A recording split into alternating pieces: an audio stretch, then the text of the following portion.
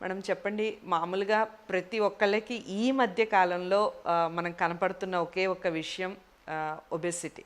So obesity అనేది పెద్ద problem అయిపోయింది. ముందు అసలు ఒబెసిటీని ఎలా తగ్గించుకోవాలో చెప్పండి, తర్వాత మిగిలిన విషయాల గురించి డిస్కస్ చేద్దాం.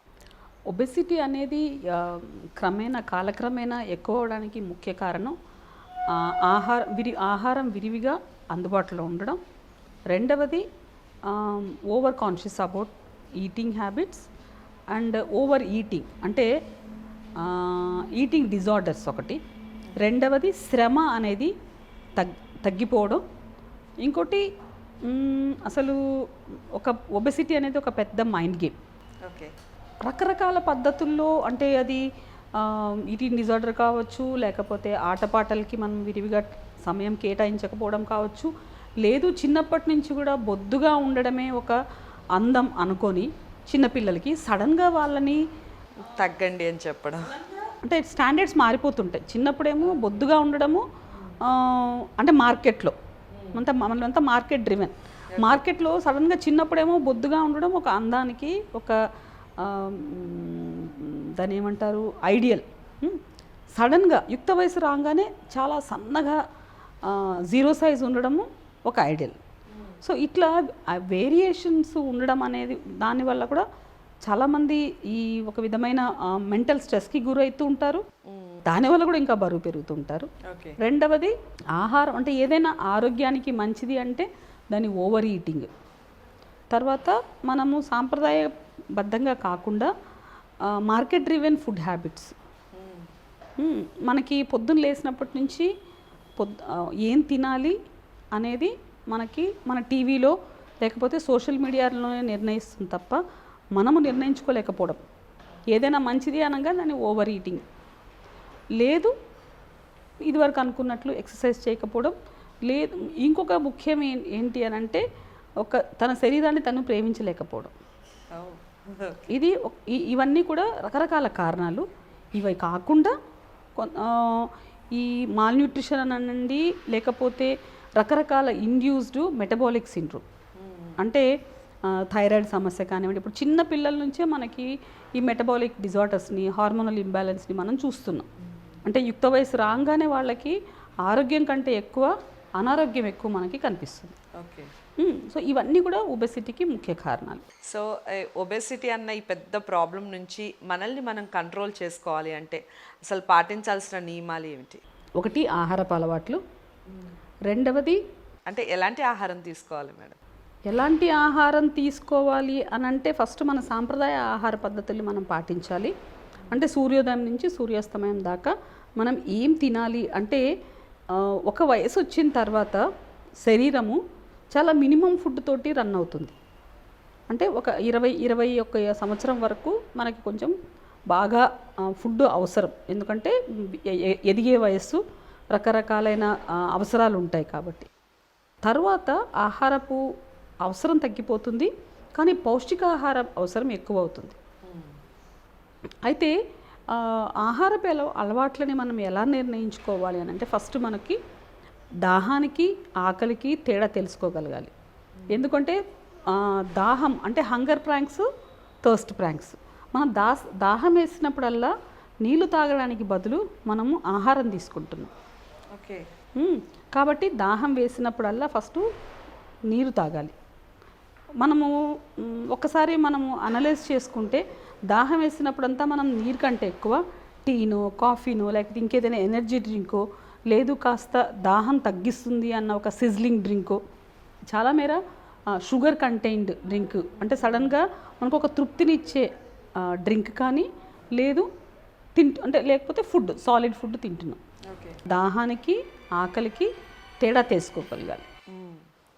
తర్వాత పొద్దున్నుంచి సాయంత్రం వరకు ఏం తినాలా, ఎంత క్వాంటిటీతో తినాలి అని మనం అంటే మనకి ట్రెడిషనల్ ఫుడ్ హ్యాబిట్స్ నుంచి మనం అలవాటు చేసుకోవాలి. అంటే సీజనల్గా ఎంత తీసుకోవాలి, ఈ సీజన్లో ఋతుచర్య అంటారు, దినచర్య ఋతుచర్య అనమాట. అందులో ఆహారము, తర్వాత విహారము. అంటే మనము ఈ ఈ ఈ సీజన్లో మనం ఏం తినాలి, ఈ సీజన్లో ఏమి తినకూడదు, ఈ సీజన్లో చేయాల్సిన పనులేంటి, ఈ సీజన్లో చేయాల్సిన పనులు చేయకూడని పనులేంటి, వీటన్నిటిని బేరీజు చేసుకుని మనం పౌష్టికాహారము చాలా ఎంత శరీరానికి ఎంత అవసరమో అంత మాత్రమే తీసుకోగలగాలి. ఓకే. సో అంటే ఇంత ఇంత ఆహారం తీసుకుంటే మీరు ఈ లెవెల్లో ఉండగలరు అని మీరు అలా ఏమన్నా చెప్పగలరా? అట్లా ఉండదండి. ఎందుకంటే ఈచ్ బాడీ ఈజ్ డిఫరెంట్. ప్రతి ఒక్కరి మానసిక శారీరక అవసరాలు బట్టి మనం తీసుకోవాల్సి వస్తుంది. ఎందుకంటే కొంతమందికి ఫిజికల్ నెసెసిటీస్ ఎక్కువ ఉంటాయి, కొంతమందికి ఏదైనా చిన్న చిన్న డిజార్డర్స్ ఉండడం వల్ల వాళ్ళ అవసరాలు వేరేగా ఉంటాయి, కొంతమందికి మానసిక శ్రమ పడే వాళ్ళకి వాళ్ళు తీసుకోవాల్సిన అవసరాలు వేరే ఉంటాయి. కాబట్టి ఈచ్ పర్సన్ ఈజ్ డిఫరెంట్. కాబట్టి మనం ఏదో ఒక స్టాండర్డైజ్ చేసి ప్రతి ఒక్కరు ఇంత తీసుకోవాలని అనడము ఒక హాస్యాస్పదమైన స్టేట్మెంట్. అంటే రకరకాల ఫ్యాట్ డైట్స్ వస్తున్నాయి పోతున్నాయి. ఎందుకంటే మనం బరువు తగ్గడమే ఒక టార్గెట్గా ఫోకస్గా పెట్టుకుంటున్నాం తప్ప శరీరం స్వస్థపరచుకోవాలి అన్న ఒక ఫోకస్ లేదు. దానివల్ల చాలా డయట్ థియరీస్ వస్తున్నాయి వెళ్తున్నాయి, కానీ మనుషులు అంటే అది ప్రాక్టీస్ చేసిన నాళ్ళు తగ్గుతున్నారు, కానీ మళ్ళీ రివర్స్ మళ్ళీ మనం ఇదివరకు కంటే కూడా వర్స్ట్ లైఫ్ స్టైల్కి వెళ్ళిపోతున్నాం. దానివల్ల మనం జరిగిన మేలు కన్నా కీడెక్కువ, అంటే కీడెక్కువయ్యి ఆ డైట్ బాగలేదు అని ఒక స్టేట్మెంట్ ఇచ్చేస్తుంటాం. అలా కాకుండా మనకి బరువు తగ్గడం ఫోకస్ కాకుండా ఇప్పుడు ఒబెసిటీ అనేది ఒక డిజార్డర్. మనం అదేంటి బ్యాగ్ కాదు, బరువు ఎక్కించుకోవడానికి తగ్గించుకోవడానికి ఒక డిజార్డర్ లాగా ట్రీట్ చేస్తున్నాం. కాబట్టి శరీరం స్వస్థపరచుకోవడం అనేది చాలా ముఖ్యమైన పని. కాబట్టి స్వస్థపరచుకునేలాగా మనం ఫోకస్ పెట్టుకున్నప్పుడు మన ఒబెసిటీ అనేదాన్ని మన కంట్రోల్లో ఉంటుంది. మన శరీర బరువు కానివ్వండి, వాటి వల్ల వచ్చే సమస్యలు కానివ్వండి, మనం కంట్రోల్ చేస్తాం. చాలామంది చెప్తూ ఉంటారు మేడం, ఆయిల్ కంటెంట్ కనుక తగ్గించినట్టయితే ఈ పింపుల్స్ అనేవి రాకుండా ఉంటాయి అని చెప్తూ ఉంటారు. అది ఎంతవరకు వాస్తవం అంటారు మీరు? అంటే ఆయిల్ అంటే ఇప్పుడు మనం fried items, deep fried items, వాటి వల్ల ఏమవుతుంటే ఎక్స్ట్రా ఆయిల్, అందున ఎక్స్ట్రా అన్యాచురల్ ఆయిల్ బాడీకి వెళ్తుంది. సో అది మళ్ళీ ఎక్కడో చోట విసర్జించబడాలి కదా. దాని బట్టే న్యాచురల్ ఆయిల్స్లో ఉన్న మన పల్లీలు, నువ్వులు, కొబ్బరి ఇట్లాంటి ప్రోడక్ట్స్ డైరెక్ట్గా వర్జిన్ ఆయిల్స్ రూపంలో మనం తీసుకున్నట్లయితే మంచి చర్మానికి ఒక నిగారింపు వస్తుంది. సో చర్మానికి సంబంధించి కొంతమందికి బాగా ర్యాషెస్ రావటం, సడన్గా మనం రబ్ చేసినప్పుడు దద్దుల్లాగా ఉండటం, దేనికి సంకేతం అంటారు? దానికి సంబంధించి శరీరానికి ఒక అలర్జీ ప్రోన్ ఉంటుందండి. అంటే అది శ్వాసకోశంలో నుంచి అలర్జీ కావచ్చు, లేదా ప్రోడక్ట్ అలర్జీ కావచ్చు, లేదు ఫుడ్ అలర్జీ కావచ్చు, అచ్చంగా లేదు ఏదైనా పురుగు లాంటిది తగిలినా కూడా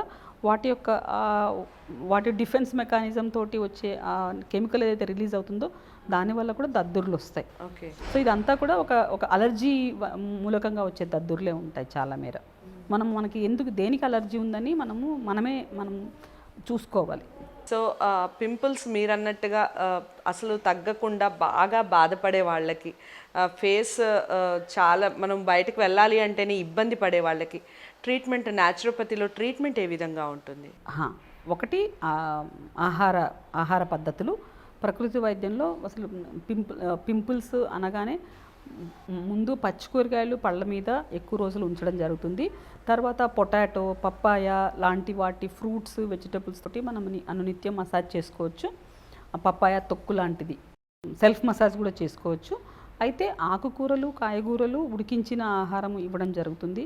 చాలా మేర నూనె తగ్గించి, ఉప్పు, కారం, పులుపు తగ్గించిన ఆహారం ఇవ్వడం జరుగుతుంది. దాంతోపాటు రెగ్యులర్ స్టీమ్స్, జెంటిల్ మసాజెస్, తర్వాత ప్రాణాయామ లాంటి స్ట్రెస్ రిలీజింగ్ యాక్టివిటీస్ కూడా మనము చాలా ప్రకృతి వైద్యంలో భాగంగా నేర్పించడం జరుగుతుంది. అంటే మనం జల చికిత్స ముఖ్య భూమిక పోషిస్తుందండి ఈ పింపుల్స్ నివారణకి. కాబట్టి మంచినీటి సేవనము, తర్వాత నీటితోటి వైద్యము, తర్వాత వర్ణ చికిత్స అంటే ఆకులు, మన ఆతప స్నానం అంటాం, అరిటాకులతోటి వైద్యం, వేపాకులతోటి వైద్యం, ఇట్లా బాడీని అందులో ర్యాప్ చేసి సన్కి ఎక్స్పోజ్ చేయడము, ఇట్లాంటి ఒక చర్మాన్ని బాగా ప్యాంపర్ చేసే చికిత్సలు చాలా ఉంటాయి ప్రకృతి వైద్యంలో. సో వాటి వల్ల ఖచ్చితంగా ఈ పింపుల్కి ఒక సొల్యూషన్ ఖచ్చితంగా దొరుకుతుందండి. ఓకే, చాలా చక్కగా వివరించారు మేడం. యువతకి బాగా యూజ్ అయ్యే విషయం. చాలామంది పింపుల్స్తో బాధపడుతూ ఉంటారు, సొల్యూషన్ దొరక్క ఏవేవో క్రీమ్స్ రాసేస్తూ ఉంటారు. సో మన వీడియో ద్వారా ఖచ్చితంగా ఒక సొల్యూషన్ దొరికిందని అనుకుంటున్నాను. Thank you so much. Thank you.